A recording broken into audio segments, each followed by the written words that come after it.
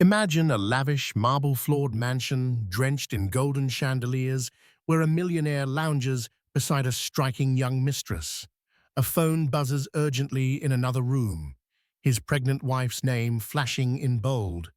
But the mistress only laughs with cruel delight as she coaxes him to tap block.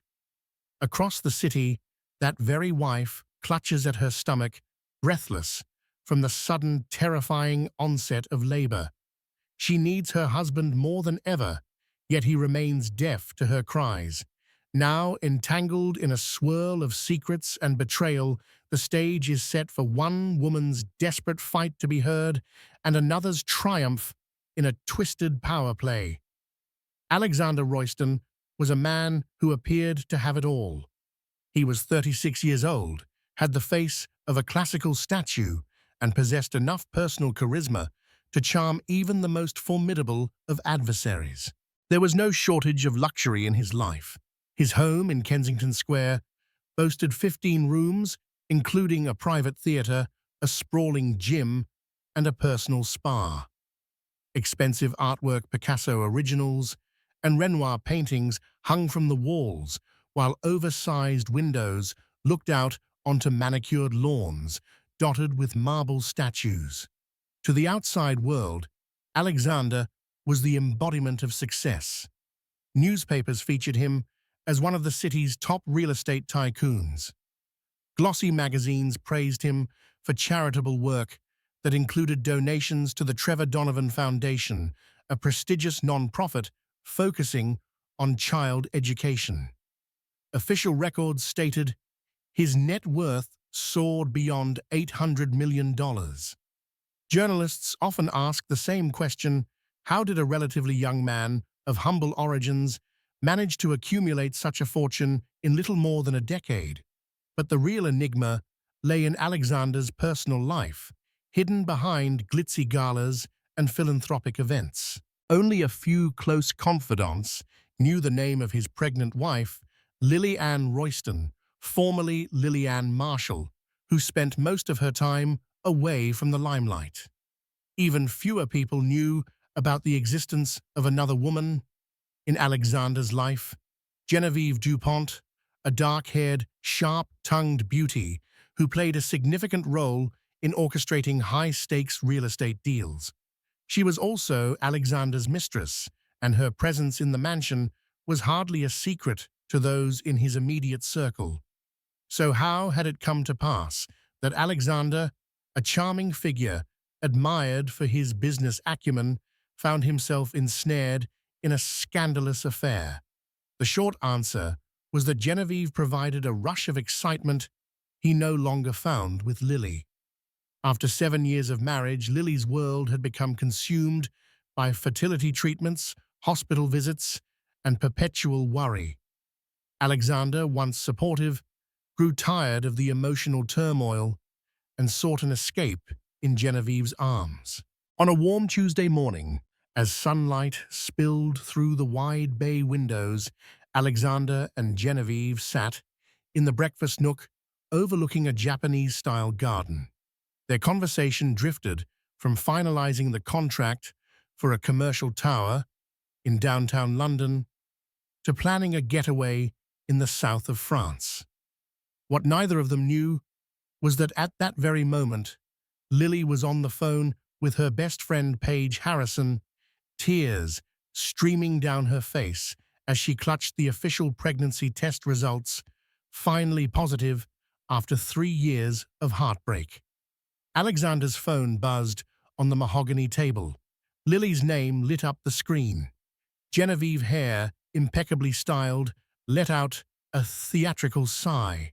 "Her again?" she asked, rolling her eyes. Alexander hesitated. Lily rarely called him during business hours unless it was urgent. He had grown used to ignoring her calls, offering half-baked excuses later, but something about the repeated calls unsettled him. With a subtle grimace, he answered. "Hello, darling," he said, forcing cheerfulness into his voice. Lily began, her tone trembling. "I'm pregnant." He blinked, struggling to process the words he had longed to hear, or at least had once longed to hear. He mouthed something unintelligible to Genevieve, who arched a brow, a mocking smile playing on her lips. That's wonderful, Lily, Alexander finally said, feeling a wave of guilt course through him as Genevieve smirked. Yet even in the thrill of such monumental news, Lily sensed a coolness on Alexander's end of the line. It wasn't the jubilant tone she had imagined. She told him she had an appointment with Dr. Angela Bryson at the exclusive Arlington maternity clinic tomorrow. She needed him there. Alexander promised he would make time, though something about Genevieve's piercing gaze told Lily that he was not alone. When the call ended, Alexander turned to Genevieve, whose playful demeanor had melted into something acrid. "Well," she said, pouring herself another cup of coffee, "I guess she finally got what she wanted." Alexander exhaled, torn between excitement, unease, and the magnetic force of Genevieve's presence. In those seconds, he realized that Lily's pregnancy might complicate everything. A child would tether him even more closely to his wife, but the flame he shared with Genevieve still burned fiercely. That night, he tried to celebrate with Lily. He brought her a bouquet of lilies, her namesake, and a pair of diamond earrings. Yet even as she beamed at him, he found himself mentally revisiting Genevieve's mocking laughter. The entire evening was overshadowed by the sense that he was living a double life about to explode into the open. Within a month, Lily's pregnancy advanced to the point where the strain became obvious. She began to experience persistent morning sickness and dizzy spells, spending more and more time resting on the chaise lounge in the living room. Dr. Bryson advised her to avoid stress and recommended a caretaker to assist around the house. But Alexander, wrapped up in real estate negotiations and late-night dinners with Genevieve, rarely came home before midnight. Lily felt the emotional distance growing. Even her father, George Marshall, noticed. He pulled Alexander aside during a casual visit. "Son, you have a beautiful wife here carrying your child," George said gently. "She needs you present, not just physically, but emotionally." Alexander muttered some polite affirmation and changed the topic to business matters. The truth was, each day he spent with Lily felt weighed down by unspoken questions. Could he maintain both relationships, or would he eventually have to choose? Genevieve was well aware of these tensions. Over private dinners in exclusive restaurants, she probed Alexander about his future plans. "Do you really want to be changing diapers in a few months?" she teased. "Where does that leave us?" Alexander found himself unable to form a coherent answer. But Genevieve had a plan. She coaxed him with sweet words and subtle manipulations, painting a vision of a child-free, glamorous life full of travel and financial conquests. Over time, she introduced the idea that Lily's pregnancy might be a burden, a roadblock to the life Alexander truly wanted to live. What if Lily never recovers fully? What if the baby drains your resources and time? Genevieve cooed, her voice laced with feigned concern. "Think of what we could accomplish without that kind of anchor holding you down." Alexander began to see Lily's pregnancy as a test, a fork in the road that would dictate the shape of his future. Driven by ambition and seduced by Genevieve's power over him, he allowed himself to believe that Lily's needs were less urgent than his own. Paige Harrison, Lily's longtime confidant, was one of the first to suspect Alexander's affair. She had attended enough social events to catch glimpses of Genevieve's overly familiar manner with him.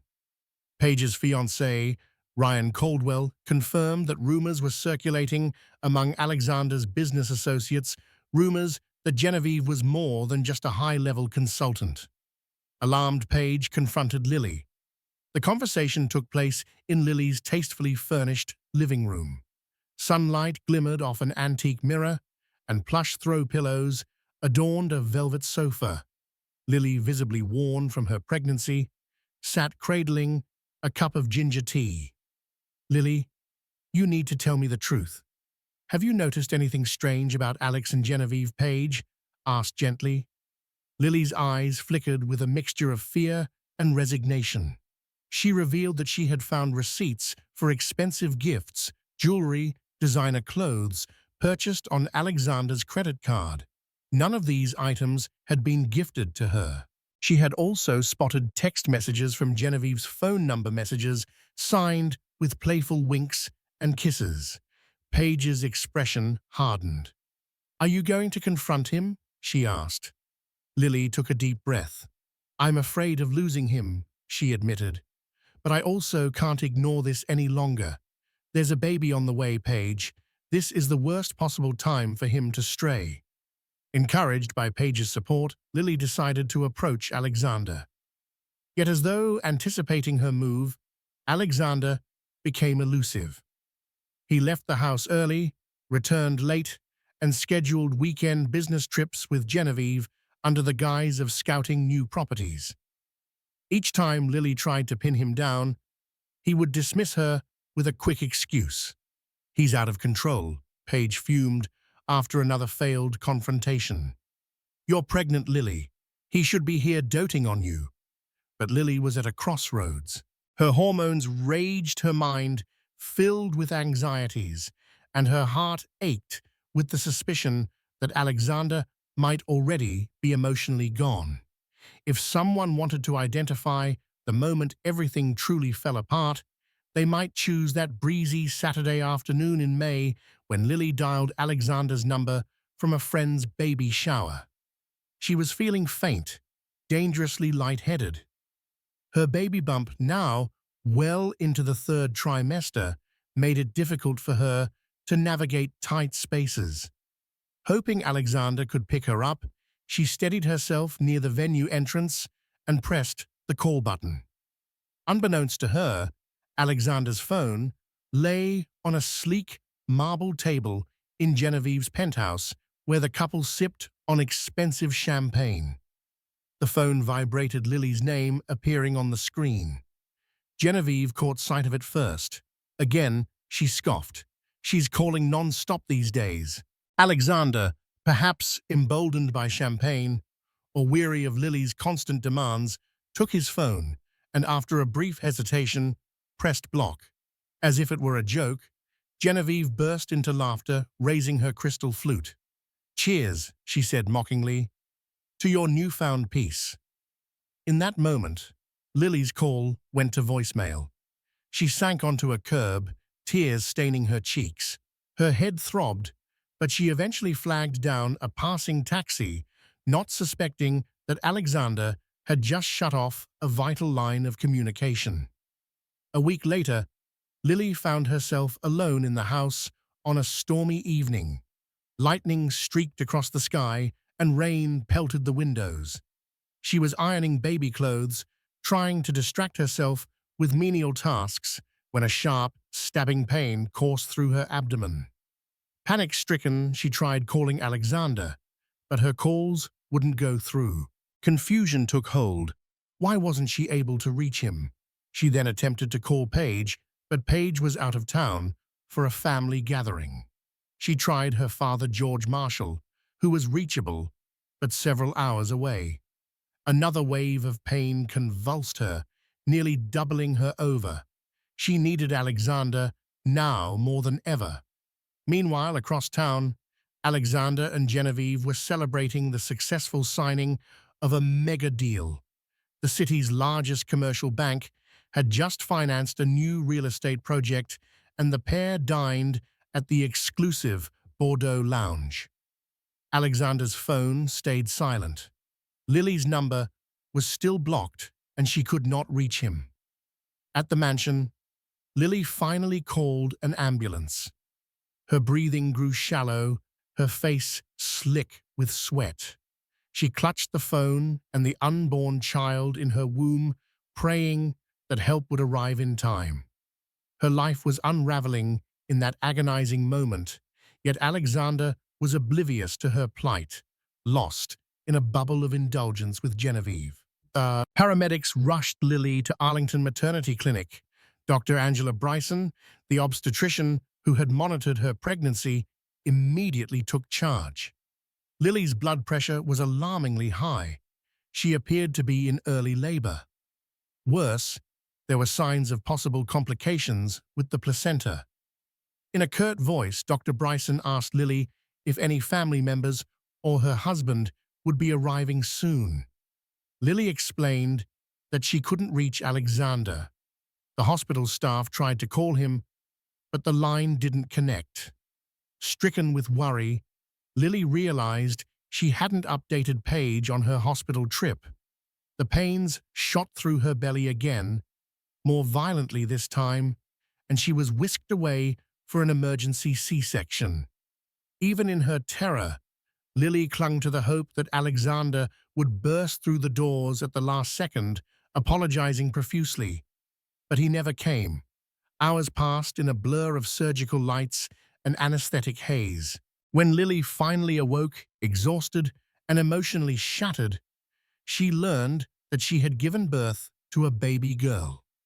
The infant was placed in an incubator for additional monitoring, as she had arrived prematurely. Lily's emotions swung wildly between joy at the newborn's survival and heartbreak at Alexander's absence. She wanted him there, wanted to see awe in his eyes as he gazed upon his daughter for the first time. Instead, she felt only the cold, lonely silence of an empty hospital room. The next morning, Alexander awoke in Genevieve's apartment. Messages began popping up from Lily's father, George, and from Paige. Unsettled, he skimmed them. George Marshall, 6:02 a.m. Call me ASAP. Something happened with Lily. Paige Harrison, 6:10 a.m. Where are you? Lily is in surgery. Answer your phone. Alarmed Alexander attempted to call Lily. Nothing. He tried again, only to realize he had blocked her number. His heart pounded in his chest. Hastily gathering his clothes, he raced to the hospital. When he entered Lily's room, he found her lying, pale, on the bed, hooked up to IV fluids. Next to her stood George Marshall, face etched with anger, and Paige, who looked furious enough to slap him. You missed the birth of your own child, George's voice thundered across the small room. Where the hell were you? Alexander could barely find the words. He stammered out an apology, but Lily cut him off. Her eyes were brimming with tears. I called you. I needed you, Alex, she whispered. Why did you block me? Alexander's jaw clenched, searching for a lie that might salvage the situation. He couldn't find one. The truth hovered in the room like a dark cloud that his mistress had encouraged him to silence his pregnant wife. Over the next few days, Lily recovered slowly. Their premature baby girl, named Arabella Grace Royston, was kept in an incubator but showed signs of improvement. Alexander tried to visit, but Lily refused to see him. At times, he stood outside the nursery window, pressing a hand against the glass, tears of regret clouding his vision. Paige and George took turns sharing updates. Paige's anger was palpable. Do you have any idea how traumatizing this has been for Lily? She nearly lost the baby last night, and you were nowhere to be found. George delivered the final blow. She needed you, and you turned your back.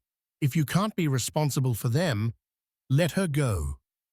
Alexander was consumed by guilt, a new and terrifying emotion for a man who prided himself on control.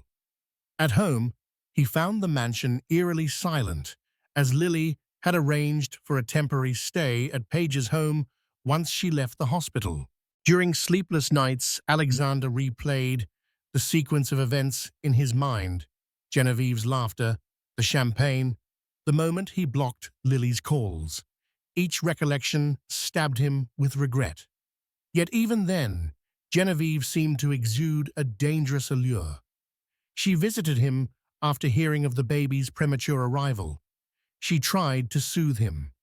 She offered sympathy mixed with subtle hints that Lily's health issues were predictable, a burdensome cost on his life. Alexander felt torn, stuck between guilt over Lily and the mesmerizing force of Genevieve's presence.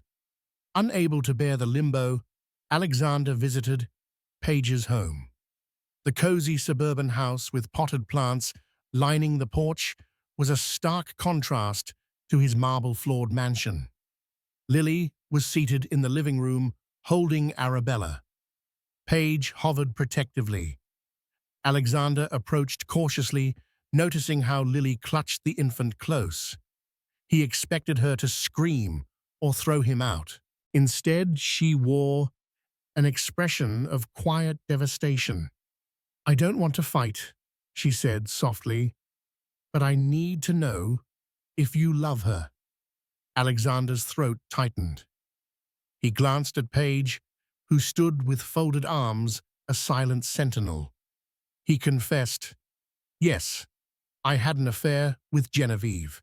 It started months ago, but it's not as serious as you might think." The words sounded hollow even to him. Lily's composure snapped. "Not serious. She convinced you to block my calls even during an emergency. That's not serious to you?" Tears streamed down Lily's cheeks as she handed Arabella to Paige. "I've been living in a fog these last months. I kept hoping you'd return to us, but every time you drifted further away. Now you've placed not just my life, but our baby's life, in danger." Paige watched the exchange, her eyes brimming with empathy for her friend. Alexander tried to apologize, stumbling over half-formed sentences. But Lily raised her hand. "I need space," she said firmly. "I can't even think about reconciliation right now. Just go." Genevieve had never truly expected Lily's pregnancy to threaten her hold on Alexander. She had known wealthy men before, men who lived by their desires rather than their obligations. She assumed Lily's role was to quietly raise the child, while Alexander lived a double life. But after Lily's harrowing ordeal, Alexander's guilt took a firm hold, and he began to distance himself from Genevieve. Late-night texts went unanswered, phone calls were cut short, and he spent more time trying to support Lily from afar. Sensing danger, Genevieve made a bold move. She hosted a lavish dinner at her penthouse, inviting potential business partners, including a well-known financier named Nicholas Faraday, and a new connection from Dubai's real estate market, Mariam Al-Khoury. The aim was to showcase her capabilities and remind Alexander of the power they wielded together. Alexander arrived late, looking sullen and preoccupied. Halfway through the evening, Genevieve pulled him onto the penthouse balcony, where city lights glistened like scattered diamonds. She tried to seduce him, with promises of exclusive deals and an exciting future. "We are unstoppable," she whispered. "You don't want to lose this momentum over a mistake." Alexander's mind flashed to the incubator room, where baby Arabella fought for each breath. He recalled Lily's face, pale with exhaustion, and the betrayal in her eyes. For a moment, he felt nauseated by Genevieve's self-serving theatrics. He squared his shoulders. "I need to be there for my child. Genevieve, He paused, as if the admission might choke him. "I can't keep going like this." Genevieve stared at him, eyes flashing. "So you're leaving me?" Alexander said nothing, but his silence spoke volumes. Genevieve, however, had a trump card. She knew details about certain financial dealings that Alexander preferred to keep hidden: shady offshore accounts, questionable partnerships with foreign investors. She reminded him of these secrets in a quiet, menacing tone.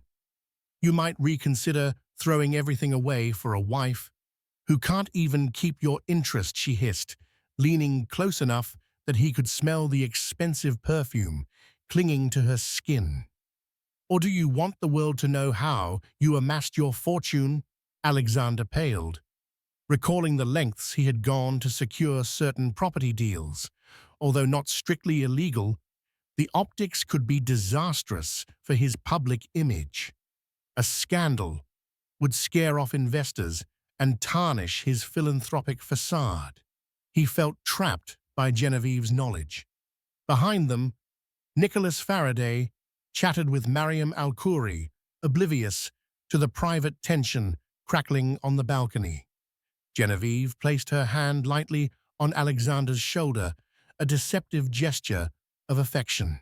"Think very carefully about your next steps," she warned. Desperate and confused, Alexander sought out an old friend, Oliver Hastings, a legal advisor who had once guided Alexander during his early business ventures. Oliver had a reputation for being scrupulous, which made him one of the few people Alexander could trust for honest counsel. They met in a private room at the Garrison Club, a members-only lounge known for its discretion. A roaring fireplace cast flickering shadows on the leather armchairs.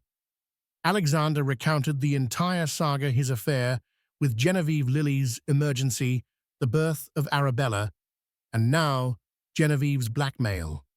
Oliver listened, intently tapping a fountain pen against a yellow notepad. Finally, he spoke. "First, you need to do the right thing by your wife and child. That's your moral and ethical duty. Second, as far as Genevieve is concerned, we have options. The information she holds over you is damaging, but not necessarily crippling if we manage the narrative carefully." Alexander raked a hand through his hair. "I don't want this to go public," he said, voice tight. "It would destroy Lily. She's already been through so much." Oliver nodded. "Understood. But you must realize that if Genevieve threatens you, she's more likely to strike if she senses weakness. We need a plan to neutralize her leverage." They discussed possible legal avenues, accusations of extortion, defamation lawsuits, but each carried the risk of public exposure. Oliver advised Alexander to gather every piece of information he could about Genevieve's own dealings. "She's been instrumental in your business for years. I'm sure she's not squeaky clean either." For the first time in weeks, Alexander felt a flicker of hope that he might extricate himself from the toxic entanglement. Meanwhile, Lily recuperated at home, slowly regaining her strength. Arabella remained in the NICU, improving steadily. Lily visited daily, singing lullabies in a soft voice, while a nurse helped feed the infant. In the quiet hours, Lily found herself reflecting on her own life choices. She realized she had been living in Alexander's shadow for years, compromising her own dreams for the sake of his career. She thought back to the early days of their relationship, when Alexander was a rising star in real estate, and she was finishing her master's degree in art history. She had given up a fellowship opportunity at the British Museum to travel with him, supporting his ambitions. Now, she felt a surge of renewed determination. She confided in Paige, "I can't go back to being that woman who just waits around for his scraps of attention," Lily said, her eyes set with a new edge of steel. "If he wants to be a father, he has to prove it. If not, Arabella and I will manage on our own." Paige encouraged Lily to speak with a family law attorney. "You need to understand your rights, financial support, custody arrangements, everything," Paige insisted. Reluctant but resolved, Lily met with a lawyer named Harriet Collins, recommended by a friend. Harriet was a forthright woman with a sharp intellect. She explained that Lily could file for separation or even divorce. Given the affair and the emotional distress, Lily stood on solid legal ground for spousal support and child support. Lily found a calm reassurance in Harriet's words. For the first time, she felt that she had real choices, not just the illusions of a gilded cage. As Oliver Hastings discreetly investigated Genevieve's background, he unearthed a series of questionable transactions tied to her name. He discovered that Genevieve had been skimming profits from Alexander's developments, siphoning them into her own offshore accounts. She had cleverly masked her tracks, but not well enough to escape Oliver's meticulous scrutiny.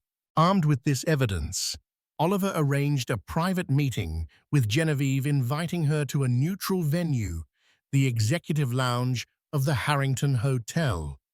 She arrived dressed in her usual designer ensemble, a confident smile plastered on her face. Oliver wasted no time.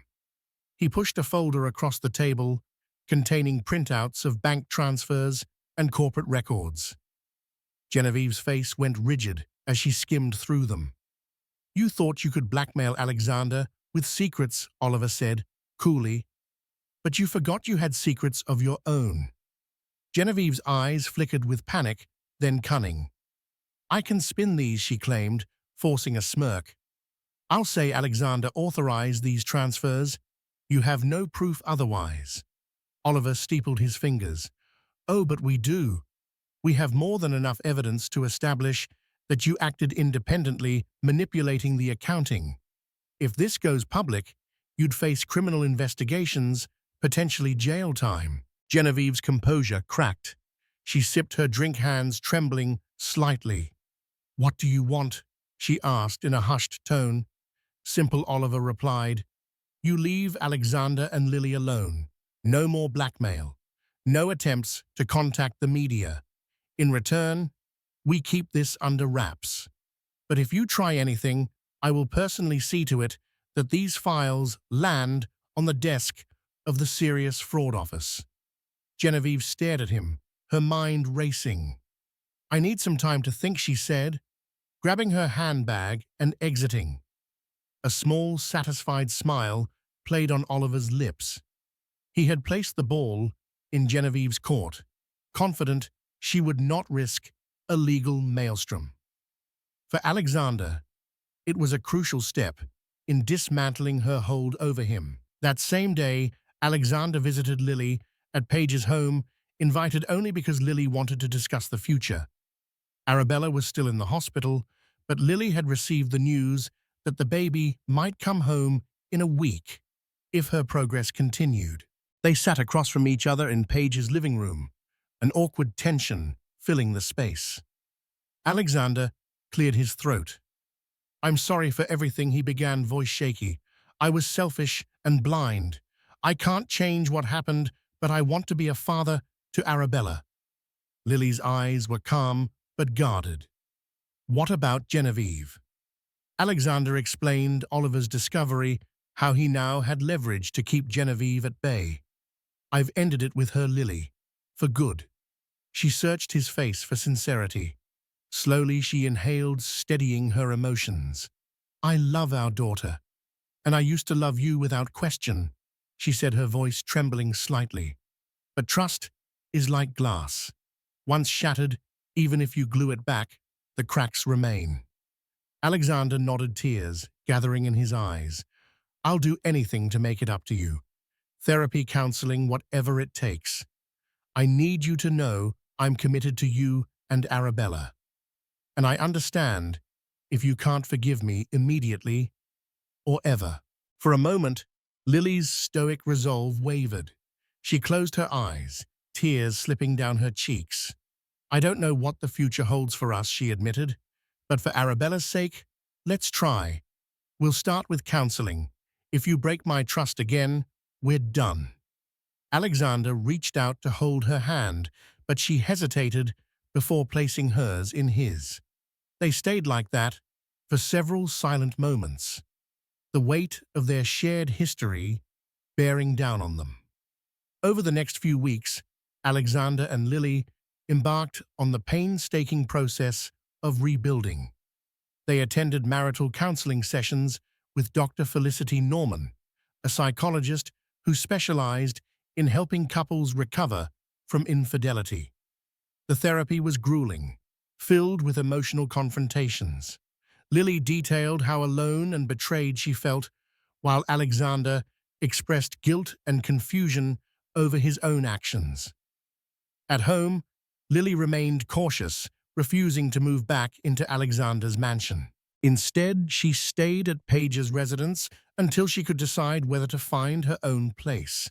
Alexander spent his days juggling business responsibilities and evening hospital visits, sitting beside Arabella's incubator to watch her tiny chest rise and fall.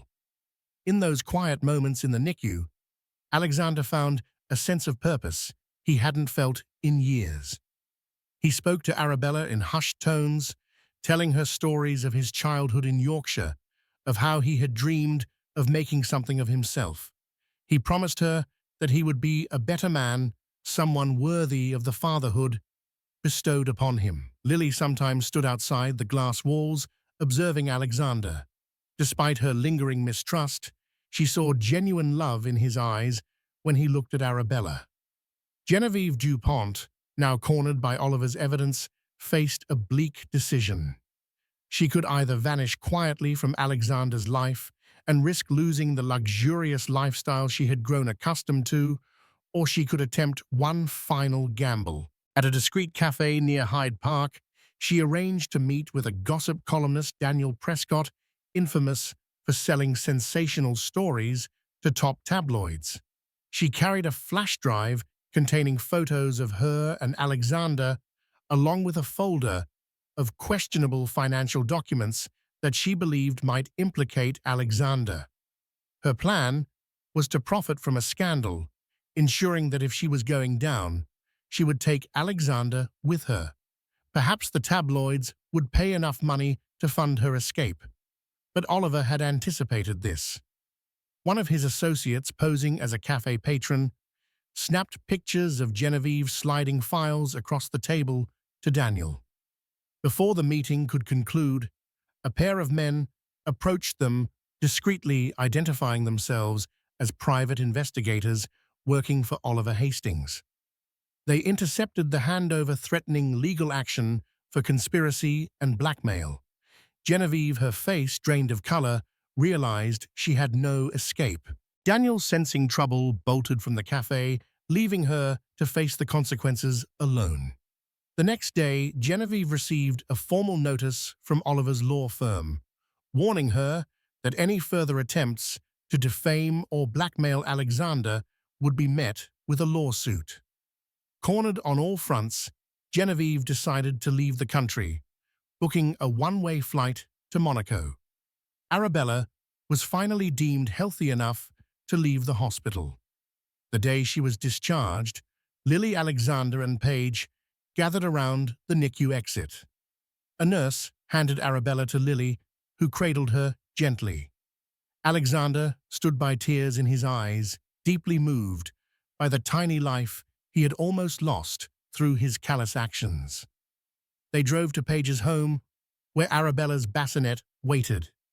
In a tender moment, Lily allowed Alexander to hold the baby.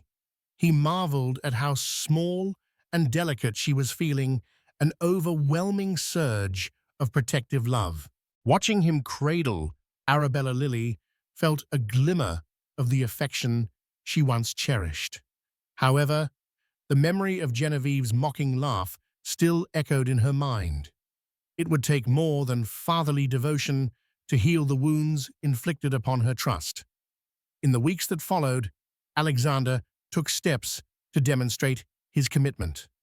He offered to transfer the deed of a newly purchased townhouse into Lily's name, providing her and Arabella a secure residence separate from his mansion.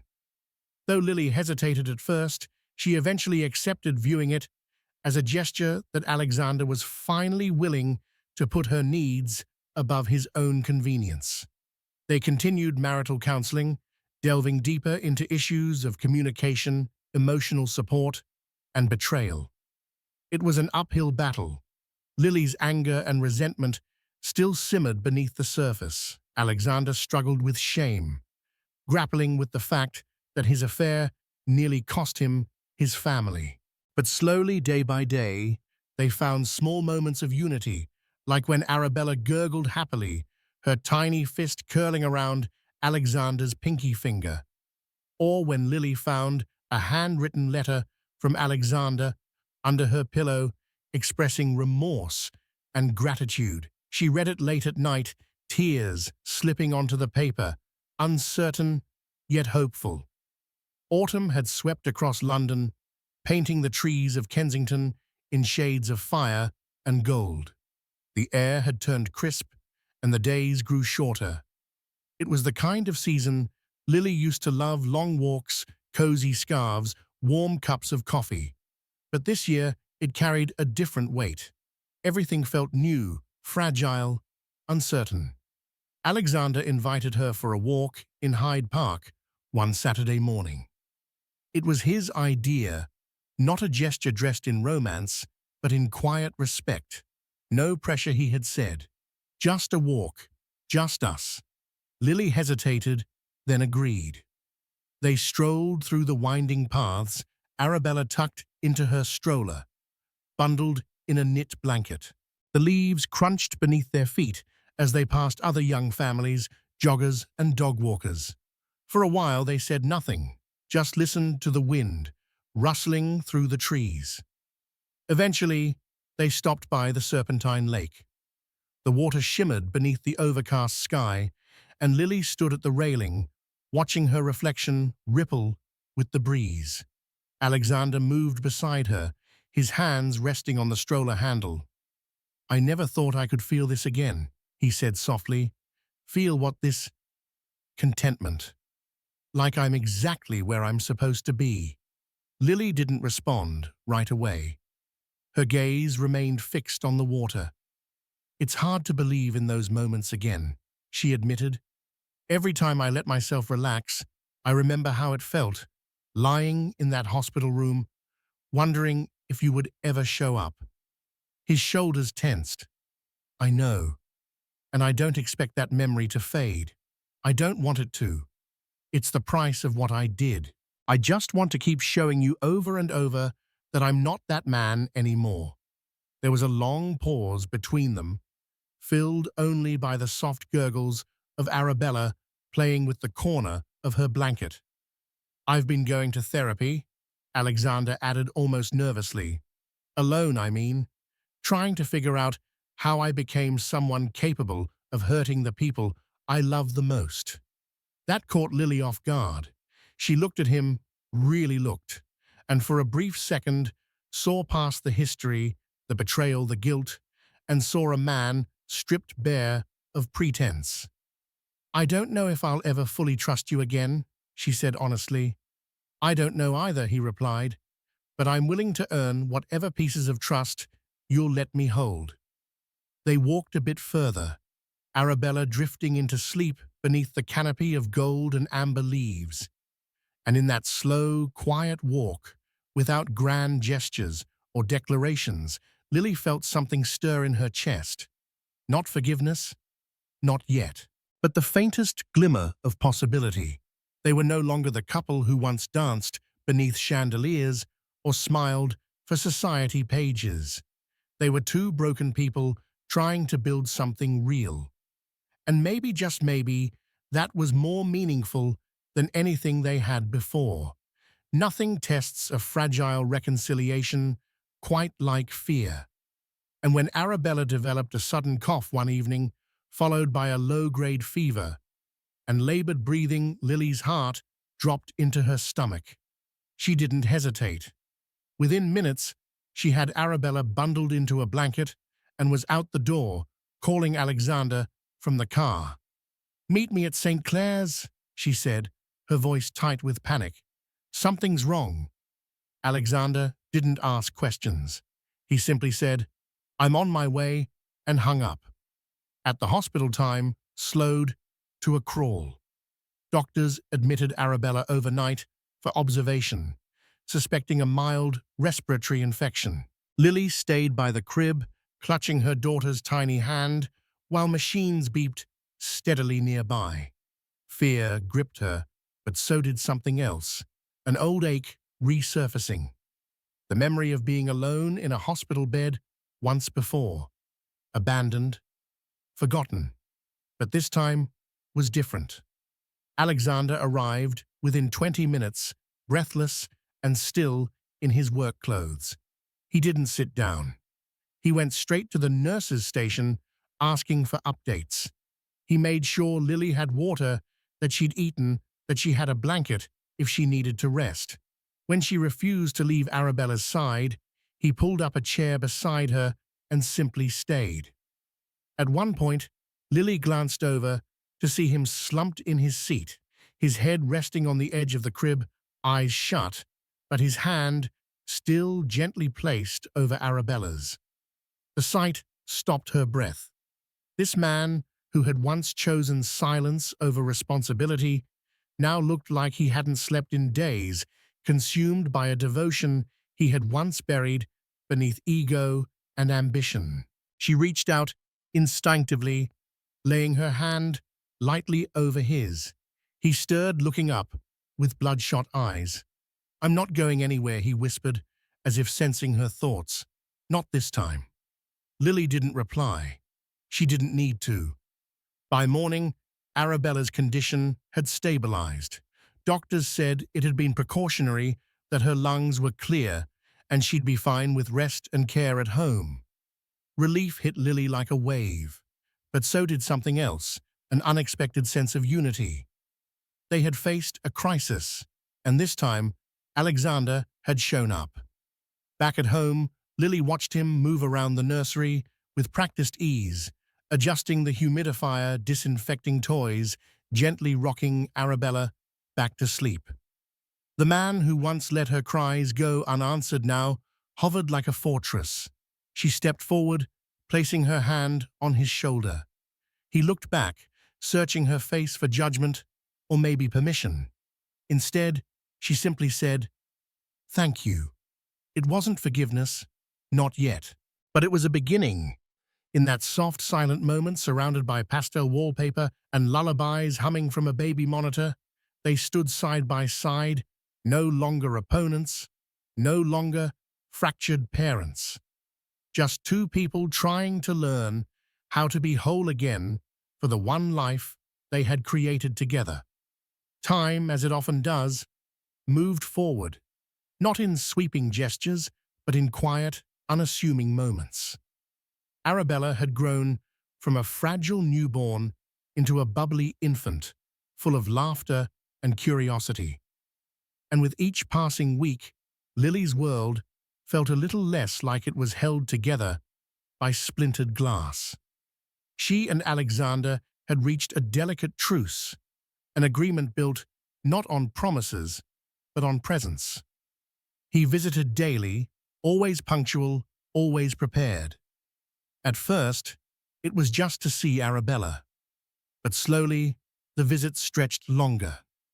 He'd help with dinner, read bedtime stories, and sometimes fall asleep in the armchair beside the crib, lulled by the rhythm of domestic routine. Eventually, Lily offered him a spare room for weekends. It wasn't reconciliation, it was practicality. But underneath the surface, something was stirring, a faint hum of hope. Alexander had changed. Not in grand, dramatic ways, but in the quiet consistency of his actions. He no longer flinched when Lily needed space. He no longer defended the past. Instead, he showed up day after day with no expectations. Genevieve had become a ghost, a name neither of them spoke anymore. She had vanished into the folds of high society. Somewhere along the Riviera, her last attempt at contact, a single email, "We could have ruled the world together." Alexander had read it once, then deleted it without replying. His silence was final. Lily, for her part, had grown into herself again.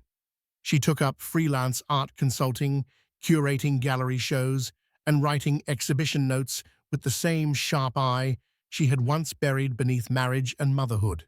Paige beamed with pride, always her loudest cheerleader. Even George Marshall, initially skeptical, softened. He made peace with Alexander in his own way by coming over to play with Arabella, by letting Lily decide the terms of their new family dynamic. "I'll support you," he'd told her, "as long as you're not sacrificing your happiness for someone else's mistakes." Therapy continued, and so did the difficult conversations. Alexander listened more now. He didn't interrupt when Lily recalled how deeply she'd been hurt. He didn't flinch when she admitted she still had nightmares of being alone in that hospital room, abandoned. "I don't expect you to forget," he said one evening, "but I'll keep proving I'm worth another chance." Lily didn't respond with words. Instead, she placed a photo of Arabella on his nightstand, a subtle gesture, but one that meant more than any speech. Their marriage was still fragile, patched together like a mosaic. But every broken piece had its place, forming something unexpectedly beautiful. Lily no longer needed Alexander to complete her, but she was beginning to believe they could rebuild something worth holding on to, not for the sake of their past, but for the future they could still create. A year had passed since Arabella entered the world under a shroud of pain and betrayal, and in that time, everything had changed slowly, quietly, and piece by piece. The sunlit garden behind the townhouse was in full bloom, daisies and roses swaying in the soft breeze as a small group of close friends and family gathered under a trellis draped with ivy. There was no orchestra, no tabloid photographers, no designer gowns this time, just sincerity raw and unpolished. Lily stood in a flowing cream dress, her eyes shimmering with something not quite joy, not quite sorrow, something deeper. Across from her, Alexander stood, in a simple navy suit, clutching a ring he'd once thought he'd never have the right to place on her finger again. They had decided together to renew their vows, not as a grand gesture, but as a quiet redemption. A chance to acknowledge the ashes they had walked through and the slow, painful way they'd rebuilt something real. Paige stood proudly as Lily's maid of honor, dabbing at her eyes every few minutes, while Oliver Hastings watched from a nearby bench, offering Alexander a subtle nod of support. Even George Marshall, once hardened with disappointment, now held Arabella in his arms with a quiet, grandfatherly pride. Alexander's voice trembled as he spoke his vows, not from nerves, but from the weight of the words. "I betrayed your trust, lost my way, and nearly lost the two people who matter most. But I've spent every day since trying to become the man who deserves you both. I promise to keep choosing you even on the hardest days." Lily's voice was steadier, but no less emotional. "We don't stand here pretending the past didn't happen. We stand here because it did, and we survived it. You hurt me deeply, but you also changed. You stayed, you listened, and you never stopped trying. I vow to move forward with you, not as the woman I was, but as the woman I've become." Their toddler Arabella provided a moment of levity as she toddled across the aisle mid-ceremony, giggling at the rose petals on the ground. The guests laughed softly, the moment breaking the emotional tension like sunlight parting clouds. Later, as they shared a modest toast in the garden, Lily looked around and realized something powerful. This small, humble ceremony meant more than the extravagant wedding they'd had years ago. This time, it wasn't about appearances. It was about healing, rebuilding, quiet redemption. She and Alexander weren't the same people they had once been. Their love wasn't flawless, but it was resilient. And in that resilience lay a kind of beauty she had never expected. And as the last of the guests left, and Arabella drifted off to sleep inside, Lily stood beside Alexander under the fading golden light and whispered, "This time, let's get it right." He nodded, his voice low. No more second chances, just one long, steady walk forward. As the seasons turned and Arabella took her first wobbly steps across the townhouse's sunlit living room, life, for Lily and Alexander, found a new, steadier rhythm. It wasn't perfect, far from it, but it was real. The kind of real that comes after the storm has passed, and you're left picking up broken pieces, deciding which ones are still worth holding on to. Alexander had shifted in ways even he hadn't expected. His calendar no longer revolved around high-stakes boardrooms or gala events. Instead, he found his greatest joy in early mornings spent reading Goodnight Moon to Arabella, or in the quiet routine of warming a bottle while Lily dozed on the couch after a long day. Business still existed, of course it did, but his approach had changed. It was no longer about being the biggest name in real estate. Now, it was about being present, being dependable, being the man Lily and Arabella deserved. Lily, too, was blossoming. She had fully stepped into her role as an independent art consultant, curating exhibitions with a discerning eye and elegant confidence. Clients praised her for her taste, but also for her strength, a quiet resilience that radiated from her like a second skin.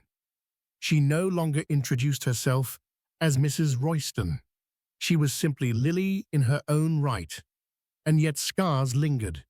There were still moments, usually late at night, when Arabella was asleep and the house was too quiet, when the past crept in.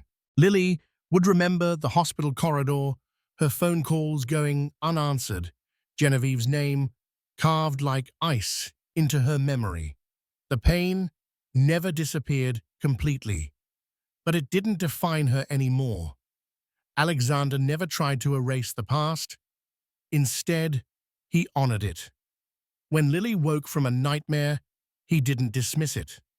He held her, whispered his remorse, and reminded her over and over that he was there to stay, that every day was a promise he intended to keep. Their love wasn't naive anymore. It had been battered, bruised, and nearly destroyed. But what remained was stronger, not because it was perfect, but because they had chosen it again and again, in spite of everything. One rainy afternoon, as Arabella giggled while chasing raindrops on the window pane, Lily turned to Alexander and said softly, "I never thought we'd get here." He looked at her, eyes gentle. "Neither did I, but I'm grateful every day that we did." Their story had changed. It was no longer about betrayal and mistrust. It had become a testament to the power of rebuilding, of showing up, of choosing forgiveness, not as an act of forgetting, but as a brave leap toward a future worth fighting for. Thank you for joining us on this emotional journey through betrayal, heartbreak, and renewal.